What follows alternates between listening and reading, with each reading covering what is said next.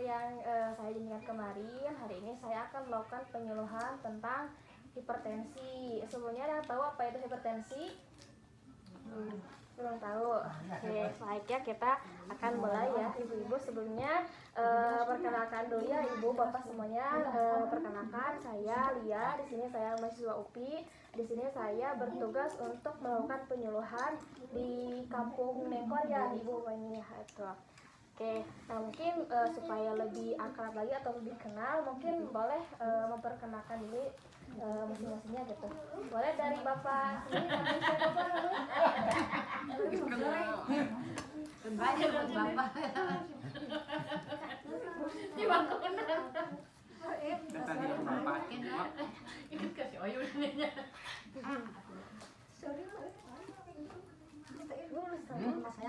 Namanya siapa? Nama saya Abdul Rahim. Ibrahim. Selanjutnya ini siapa? Bu Anissa. Selanjutnya Ibu Wati. Selanjutnya Ibu siapa? Mau masuk kok. Ibu Suko. Selanjutnya Susi. Oke, selanjutnya Ibu siapa? Baca. Selanjutnya ayo ayo. Pak Ani. Oke, mungkin lanjut. Pak Arif. Ya, baik ya. Oke, mungkin kita boleh aja ya pemilihannya. Nah, apa sih itu hipertensi gitu ya?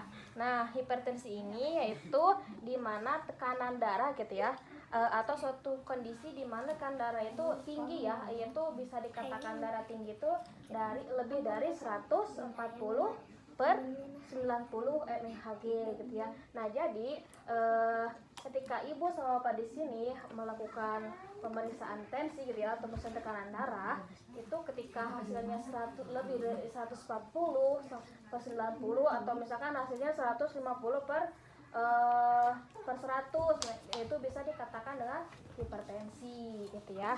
Jadi ya definisi dari hipertensi yaitu di mana kondisi tekanan darah tinggi. Oke. Selanjutnya ada nih tanda gejala yang harus ibu sama bapak ketahui. Yang pertama itu yang gejala yang sering muncul, yang pertama itu ada nyeri kepala, vertigo atau sering pusing gitu ya, sering merasa pusing, itu namanya secara bahasa medis itu namanya vertigo gitu. Oke, yang ketiga itu merasa selalu berdebar-debar. Jadi misalkan nih ketika ibu sama bapak setelah melakukan kegiatan gitu ya, atau berjalan jauh terus merasa berdebar-debar atau merasa kayak capek banget gitu. Nah, itu bisa jadi salah satu tanda dan gejala dari hipertensi gitu ya. Nah, terus merasa mudah lelah tadi ya, terus penglihatan kabur, terus telinga berdenging rendah, terus dapat mengalami mimisan gitu ya. Nah, jadi di antara semua tanda dan gejala ini gitu ya, jika ibu sama bapak merasakan hal-hal tersebut, harus harus lebih memerhatikan diri gitu, bahwa saya curiga nih, saya memiliki hipertensi gitu. Oke, selanjutnya ya. Nah, sekarang ada faktor risiko gitu ya, atau penyebab dari hipertensi gitu ya. Nah, mungkin penyebab dari hipertensi ini banyak gitu ya, dari ibu sama bapak yang belum tahu gitu apa sih penyebabnya gitu ya. Nah, sekarang kita bahas gitu ya ibu bapak. Yang pertama itu ada dari hipertensi primer. Nah, di mana hipertensi primer ini dapat disebabkan dari faktor genetik gitu ya. Yaitu faktor genetik itu seperti faktor keturunan. Misalkan kalau dari ibu sama bapak memiliki keturunan hipertensi, nah itu juga bisa jadi penyebab timbulnya masalah hipertensi gitu ya. Nah, terus selanjutnya adapun hipertensi sekunder, yaitu seperti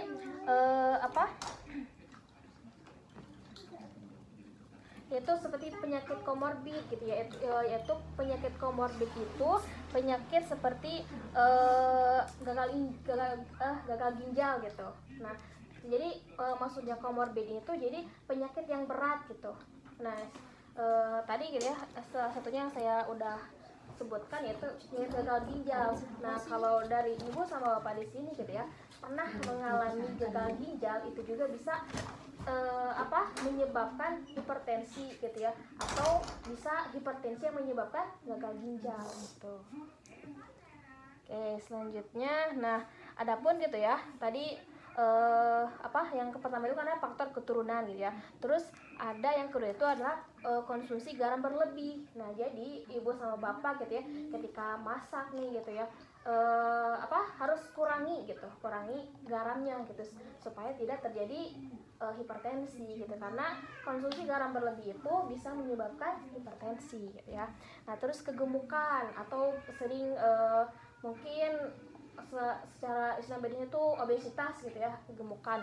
Nah, jadi kegemukan itu juga bisa mempengaruhi gitu ya hipertensi. Karena kenapa gitu kegemukan itu bisa mempengaruhi hipertensi? Karena kan namanya orang-orang gemuk gitu ya, pasti kan lemaknya tuh banyak gitu ya. Nah, jadi ketika di dalam tubuh kita gitu ya mengalami penumpukan lemak, maka si pembuluh darahnya itu akan menyempit gitu, sehingga darahnya tuh semakin menggumpal gitu. Jadi misalkan gini nih, ibu sama bapak punya pipa. Nah, terus pipanya itu misalkan kehalang sama busa atau apa gitu ya. Nah, jadi kan nanti si airnya itu lama-lama kan jadi apalagi kalau ada kayak sampah-sampah gitu kan, jadi menumpuk kan. Nah, seperti itu gitu ya. Nah, terus dari faktor stres. Nah, jadi gitu ya, apalagi ibu bapak di sini gitu ya, paling sering gitu ya resistan gitu ya, atau mudah gitu ya mengalami stres gitu. Jika apalagi kalau misalkan anak rewel gitu ya, terus anak gak mau sholat, anak gak mau nurut, itu juga bisa salah satu faktor dari stres gitu ya.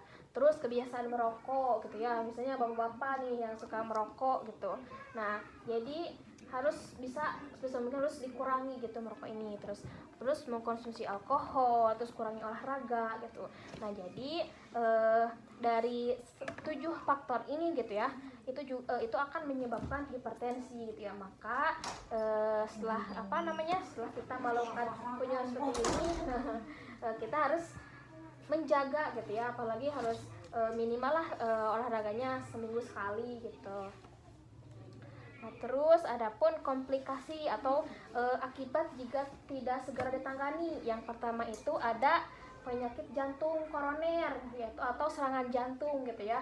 Nah, jadi gitu ya, kalau ibu sama bapak di sini tidak menjaga pola makan, pola hidupnya gitu, akan terus hipertensinya itu ketika ibu dan bapak sudah tahu nih punya hipertensi tapi tidak segera ditangani, maka akan menyebabkan ke penyakit jantung gitu. Terus yang kedua itu akan menyebabkan stroke gitu ya, karena kan stroke itu merupakan penyakit akibat dari kerusakan otak gitu ya. Nah, kenapa sih gitu dari hipertensi menyebabkan stroke gitu ya? Karena tadi yang udah dijelaskan tadi gitu ya, karena ada penyempitan pembuluh darah gitu. Kalau kan itu pembuluh darah itu kan mengalir ke otak ya. Kalau kalau di darahnya tidak mengalir lancar ke otak, pasti akan menyebabkan stroke gitu ya. Karena stroke itu merupakan penyakit kerusakan dari otak gitu. Terus yang ketiga itu gagal ginjal gitu.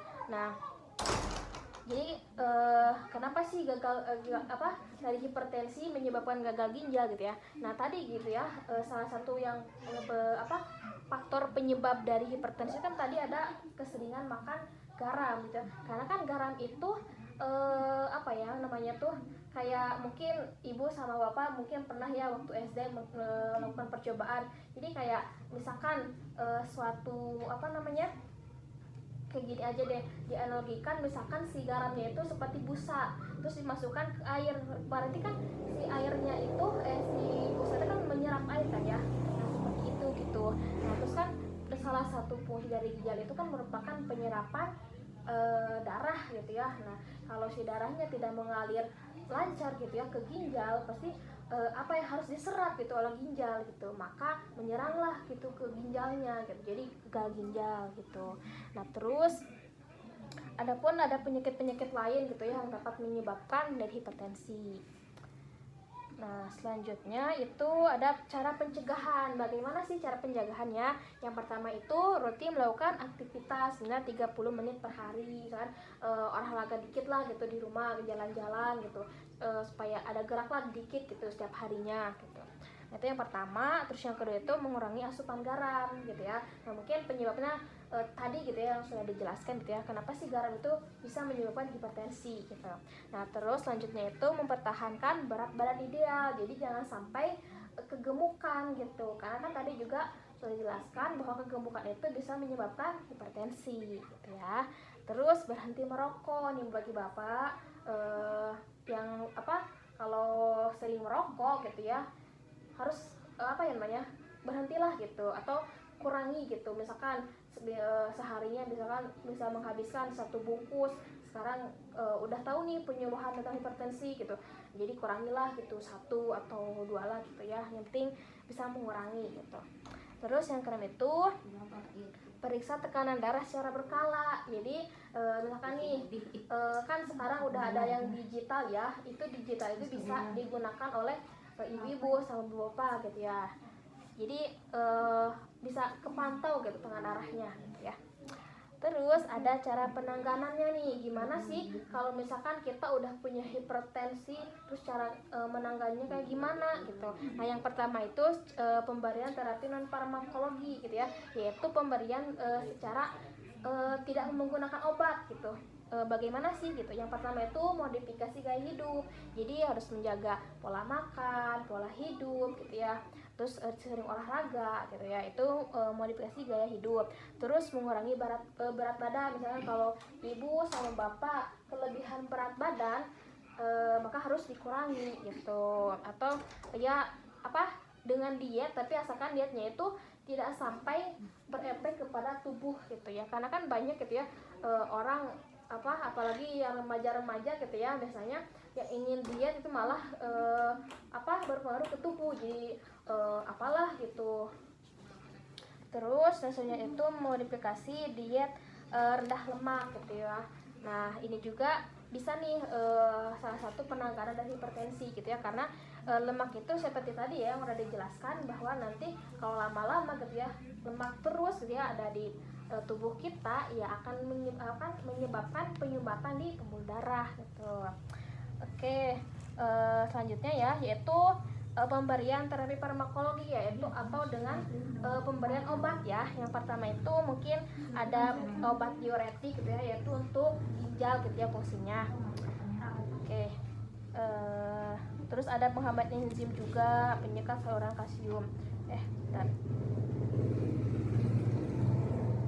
Nah, selanjutnya itu ada modifikasi lingkungan. Bagaimana sih cara modifikasi lingkungan itu? Yaitu dengan yang pertama itu dengan mungkin cara modifikasi lingkungan itu mungkin tadi ya berhubungan dengan cara penanganan hipertensi gitu ya. Yang pertama itu dengan mengatur pola makan gitu ya, meningkatkan aktivitas fisik dengan olahraga gitu. Terus mengurangi asupan garam gitu ya. Oke, selanjutnya ada fasilitas kesehatan nih bagi ibu sama bapak gitu ya yang memiliki hipertensi akut gitu ya, yang misalkan jadi hipertensi akut itu jadi ketika ibu sama bapak melakukan pengecekan tekanan darah, terus hasilnya itu tinggi terus gitu ya, maka harus berkonsultasi ke fasilitas kesehatan yang terdekat gitu. Terus ada juga harus sedia alat pengukur tekanan darah seperti tadi ya, kalau ini mah supaya gampang itu secara digital gitu. Oke. Nah, mungkin itu ya ibu sama bapak yang dapat saya sampaikan. Sebelum saya tutup, apa ada yang ingin ditanyakan terlebih dahulu?